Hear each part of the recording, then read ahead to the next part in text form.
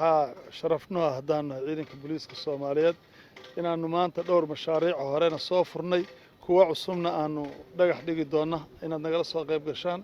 xaruntani waa xarunta aan ugu talagalnay ciidanka gurmadka degdega ah muxuu ahaa xarun cusub inaanu uga dhisno annagoo iska kaashanayna xuduudeena iyo muxuu ahaa awooddeena iyo international community wixii naga caawin kara.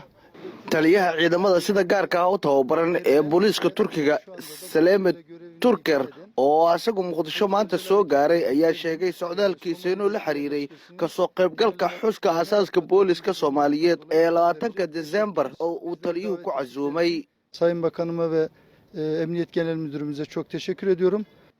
Ambassador Mohamed Yilmaz safiirka Turkiga ee Soomaaliya ayaa sheegay ciidamada Haramcad xaruntan cusub ee Turkiga u dhisayo inay qayb ka tahay xiriirka wada shaqeyneed ee labada dawladood ee iskaashiga amniga la xiriira. Bugün burada bu eğitim veren Türkiye'den birimizin Sayın Başkanımız burada. Öncelikle hoş geldiniz diyorum Somali. wasiirka amniga gudaha xukuumadda federaalka ee Soomaaliya mudane Maxamed Abuukar Islow Ducaale ayaa xusay in ciidankan Haramcad ay yihiin ciidamo leh tayo tababarkeedu uu sareeyo dawladda Turkiga ayuuna uga mahadceliyay. waa maalin taariikh ah xaqiiqdii in muddaan raadineen inaan xarun gaar u leeyahay oo sameeyna ciidamada aadka u tababaran oo tababar gaarka qaba oo lagu magacaabo ciidamada booliiska ka tirsan oo magacoodu yahay Haramcad.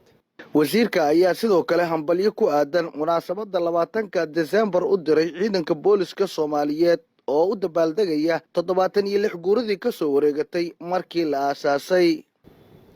waxaan rabaa xaqiiqda inaan halkaan hambalyo ugu darano ka faa'iideysanayo maanta ay tahay 19 December oo berito 20kan ay ku aadan tahay sanad guuradii ciidamada booliiska Soomaaliyeed. marka waxaan leeyahay ciidamada ugu horeeyo taliyaha booliiska Soomaaliyeed iyo sareeyaasha saraakiil xigeenada iyo ciidamada qofka ugu hooseeyo dableyda iyo qoysaskooda waxaan leeyahay hambalyo sanadkan sanadkiisna caafimaad barwaaqo